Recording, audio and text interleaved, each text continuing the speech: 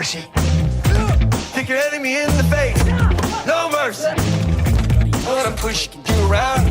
No mercy. Beat the living crap out of him. Swoop down. No mercy, Pete! No mercy! No, no, no, no mercy! Cold-blooded. No mercy! No, no, no, No hesitation. No second thoughts. And no mercy. Hey guys, it's Jojo93, and today we're going to be talking about all the Marvel Disney Plus shows ranked from the worst to the best. Because as you know, I did a ranking like this earlier, but last time I did a ranking I didn't have as much thought into it because we were just looking at the shows that we had previously. But we have new shows to add now, so we're going to do this. We're going to talk about this and make it work just like the way that we would expect it to be. And so I think this is going to be really cool to discuss with you guys. So I love doing rankings with you guys. Now keep in mind, this isn't the right list, it's just my list. And I'd love to know yours in the comments below. Let me know. I'm going to give all my reasons for why these shows and what I'm wanting from MCU shows and why they're in the places they are at. So coming in at the bottom of our list, we have number 10, Secret Invasion. I really don't think this is hard to explain. The show starts out with an intriguing Mission Impossible style spy thriller, but the Skrulls are underutilized. They're used stupidly to stupidity's perfection. And then you also have the stupid twists that connect that, you know, Rhodey has been a Skrull this entire time since Civil War, and like, it just is stupid, okay? The whole thing is stupid. I just don't understand. And then the whole Gaia thing, like, I'm going to try not to go on a tangent here, but this whole thing was just not what I expected it to be, and it was utterly disappointing. It really was. It was just not what I was expecting, and I really think it's unfortunate, but they had the opportunity to make a great Nick Fury show. They had Samuel Jackson. They killed Ben Mendelsohn, who I thought was an incredible actor, so that was unfortunate. So, like, this show, it gets a 0 out of 10 for me. It's easily the worst Disney Plus show. There was some cool fight scenes, but nothing crazy. Ultimately a failure. What they said with Gaia could have absolutely, utterly destroyed my interest in the MCU. But thankfully, as you'll learn on this list, there's still good things in the MCU to look forward to, and I can't wait to talk about them. So that's why it gets number 10 on my list. Let's move on to our next one. Coming in at number 9. This will be a controversial take for many people, because many people liked Miss Marvel. I loved Miss Marvel in the Marvels as a character. I did not like her show. I do not like, as you saw with my Star Wars videos, I do not like the director. I do not like how she talks about women and how she talks about, brings her own personal vendettas into her projects. I do not like the first 2 episodes of this show. I know the show is meant to be for a teenager. I know we're supposed to get the perspective, oh, she loves Captain Marvel and she's a super fan. And I love the idea that Kamala is a super fan. I love that it's got that homecoming flavor. But the first 2 episodes of this show are utter garbage. Because when you start this show off, you literally just get cringe. They say that, oh, Captain Marvel beat Thanos. The Avengers were there, but it was all Captain Marvel. Like, you forget about Tony. You forget about Cap. None of that matters. They did the most important thing. Tony's the one that completed the snap. Cap's the one that literally fought Thanos with Thor's hammer in one of the greatest, most epic fan service moments in the history of the MCU. So I don't understand where people come up with this. It's not what you think, and it really is unfortunate to say the least. Alright. Next up on the list, we have WandaVision. No, sorry, whoops, wrong one. Next up on the list, at number 8, we have She-Hulk. So, you don't need to explain this one. Titania was one of the worst villains in the history of the MCU. This show did not know what it needed to be. It wanted to be a nice little lawyer sitcom, and at times it was, but the jokes weren't funny enough to cement it. Some of the Tinder stuff with She-Hulk was pretty funny. I liked how she was going on dates with people. That was kind of a fun part of the show. I do like, contrary to the opinion, I did like how they used Daredevil in this show. I thought it was kind of funny. I didn't love, if it was going to be his future, I wouldn't have been happy about it, and it was a little more lighthearted Daredevil than we're used to, but how he was in the fight scenes were great, and I actually liked the mustard suit. It's not my favorite Daredevil suit, but it was fun to see a nice new suit accurate to the comics, and it was a fun show. I had issues with the finale. It was lackluster. We could have just got Kevin Feige instead of the fourth wall break, stupid robot. Some of the villain plots were lame, kind of predictable. Just although I like the actress, I'd like to see more of She-Hulk as a character, especially her interacting with Deadpool. But I just, like Deadpool says, that's just lazy writing. I just really did not vibe with this show. It could have been better. It could have been exactly what we expect. And so that's why it's at number 8 on the list. Coming in at number 7. So, at number 7, we have WandaVision. Okay, so now I know a lot of people love this Marvel Disney Plus show. They love that it was different. They love that it's unique. And it is unique. The first half of this season, the sitcom half of this season, where it's about Wanda and Vision, I love it. I love when it's the sitcom. I love how the characters interact. I think it's really fun. I really love how Wanda's, reliving her trauma through sitcom, and that's fun. And when Agatha jumps into the picture, but once they start unraveling it, and it becomes this theory crafting nonsense, and just becomes like them trolling the audience and tongue-in-cheek, and the finale was weak for me. It was weak sauce, bro. It was weak sauce. I just thought the second half of this show fell apart, and it was really unfortunate because the beginning of it was so prominent and so interesting, and I loved how they set it up. At first, I loved what they did with Quicksilver, the whole Ralph Boner thing, but then they kind of just fucked it up and just went on stupidity. Alright, so that's why it's at number 7. Still pretty good, but the ending kind of fell apart for me in the end of the execution. Alright, headed in at number 6. We got Hawkeye, okay? Now, a lot of people might be like, why is Hawkeye so low? So all I really wanted from the Hawkeye show was I wanted Clint Barton by Jeremy Renner to be the lead character of his show. And while he was in the show, I just felt like Haley Steinfeld's Kate Bishop took over his show. And she had interesting stuff. I connected to her having karate. I love how they introduced Echo in the show. And unlike other people, I was excited in Echo before there was an Echo show. I liked how this character was used. I liked how she was deaf. I read her comics. I thought she was super cool. I really liked how she's used like the henchman cutting up with Kingpin. It was super awesome that they brought Kingpin into the MCU here. But I did not like how Kingpin was defeated by Kate Bishop in one of the most lackluster ways possible, considering his future is larger than life in the MCU headed forward, which we'll be talking about later today. But there were some cool action sequences. I liked how they brought Elena in here. Elena and Kate Bishop's friendship was pretty interesting here. I really enjoyed that aspect. So I will say that I did enjoy aspects of this show. But for the most part, it gets a lower score. I give it a 7 out of 10. It's not horrible, but it's not great either. I give it a 7. It was a fun time. The Hawkeye stuff, taking on the tracksuits, was fun. I liked the Christmas time of year feeling. I think that was really well. But overall, it didn't unfortunately meet all my expectations. Alright, now we're heading into number 5. Falcon and the Winter Soldier. Now this placement on the list, at least it's in the top 5. Now all 5 of these shows, I love so much. Like, there's barely any negatives with these except there's a couple things. But there are some really cool things as well. So let's get into, we'll talk about the pros and then we'll talk about the cons, because this one's kind of complicated. Pros. Love the banter between Sam Wilson and Bucky. It really works for me. Their camaraderie, how hilarious they are when they interact together, really works for me in a way that I didn't expect it to. And I just really dig how they pulled it off. I think they did a great job here. I think it works. I think they just absolutely crush what we're getting. And I couldn't be happier. I honestly think it was the best that it could be, and even better. And I think they did an absolute amazing job with it. I think it was so fun. The great action scenes. John Walker makes for an interesting character. I do wish the show had a TVMA rating because of the one fight scene, but they did pull off what they pulled off. I love that Sam gets his heroic moment and gets to become Captain America, and it's so great. Some of the fight scenes are really cool. It doesn't live up to Winter Soldier, unfortunately, but some of them are really cool. The fight between John Walker, Sam Wilson, and Winter Soldier lives up there with the Civil War fights and the Winter Soldier fights. I think they're so good. It's unfortunate we didn't get more of them. The fights with the Dora Milaje were really cool. I did like what we got for the action. I think this show worked for a decent amount. Things I did not like were the Flag Smashers. The Flag Smasher thing was bad. You could have just had Zemo be the villain and give him the purple suit and let him keep the purple suit. That would have been much better. I would have liked that better, because then we could have got Captain America versus Zemo, which I would have loved.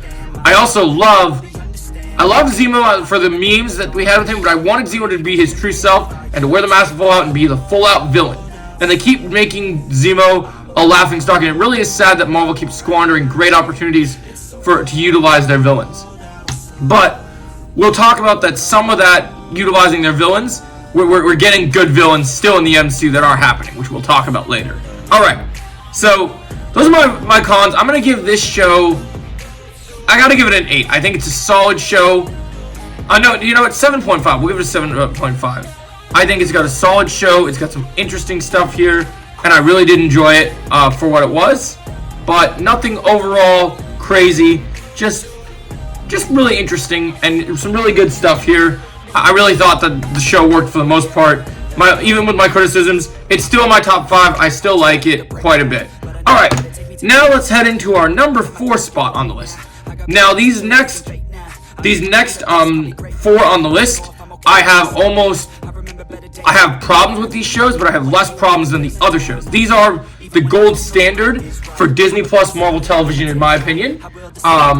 And we'll explain why. Alright, so coming in at number 4, we have What If. Okay, both seasons. I love What If because it gave us this feeling of just really, like the whole idea of, oh, what if this happened? What if Tony Stark was with the Avengers and then Happy Hogan had to, pull a Die Hard to save Avengers Tower from Justin Hammer. I love this shit. I love the idea of, it's so creative, it's so interesting, and just how these episodes were constructed. For the most part, there are some episodes that just I don't think we needed, but otherwise I think there's pretty good concepts. I think it's really interesting. I gotta give it an 8 out of 10. I think What If is really solid. Alright, coming in at number 3, Marvel's newest show, Echo. Now, positives. I love the sign language. I love the American Sign Language representation here. I love the native tribe roots here.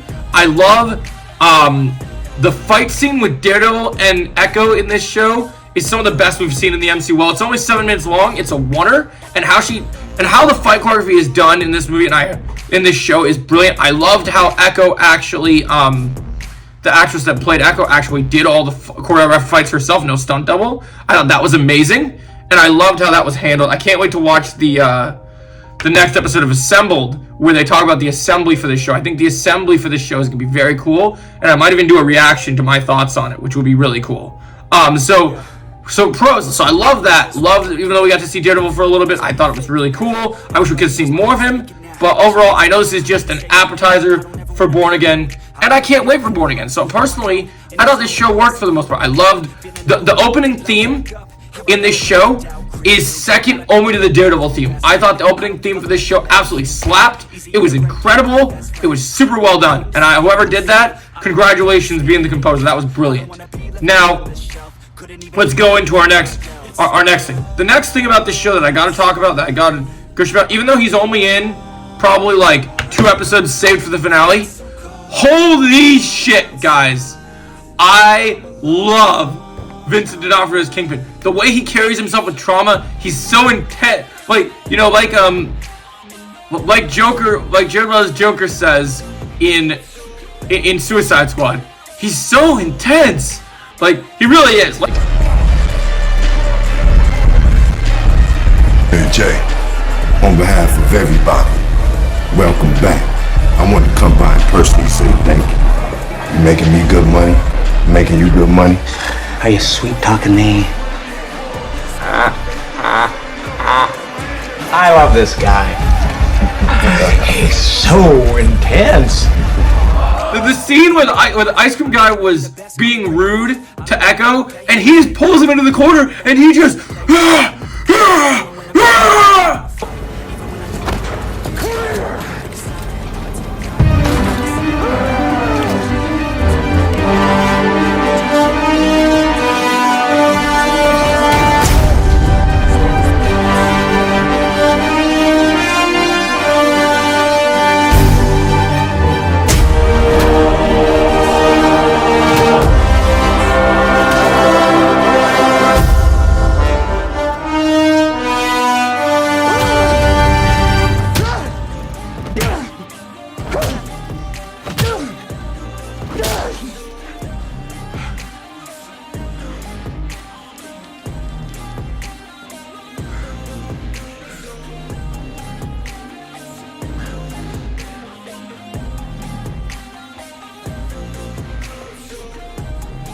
Yes, Make me jacket.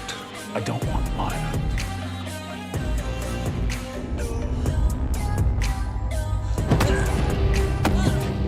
Like, oh my god, the energy of Vincent D'Onofrio. This dude is the motherfucking Kingpin. He is the best villain, hands down, in the MCU. I love this dude. I cannot wait to see more of this guy. I have a whole video about Kingpin coming out later today. Like, what did you do? What did you do? Like, oh my gosh, that's Vincent D'Onofrio, absolute MVP of this show. I loved Wilson Fisk. Well, Echo has some great moments, and she's a great new character. I can't wait to see what her future gets to. This is where we can talk about spoilers. So obviously, the end. There's a post-credit scene. It sets up Daredevil Born Again, and we find out that Kingpin's gonna run for mayor. And so Devil Reign, that all those rumors you're hearing is happening. It's true. I have a whole video about that. We're gonna break it down later today. So look forward to that. But then also, I gotta take a drink because I was screaming. Sorry.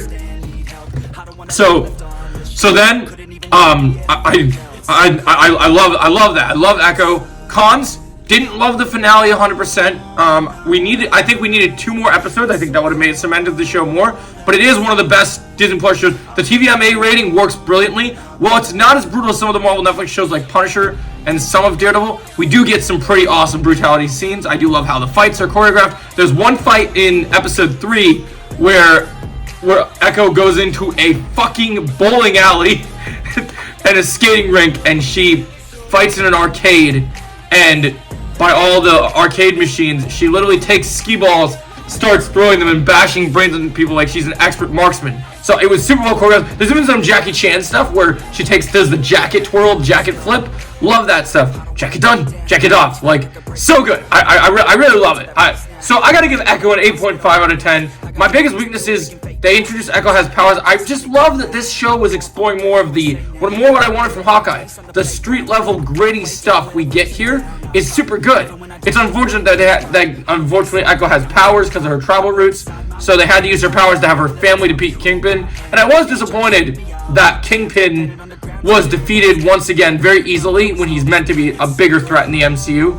So hopefully, just because of building up the character, hopefully they change that for the future.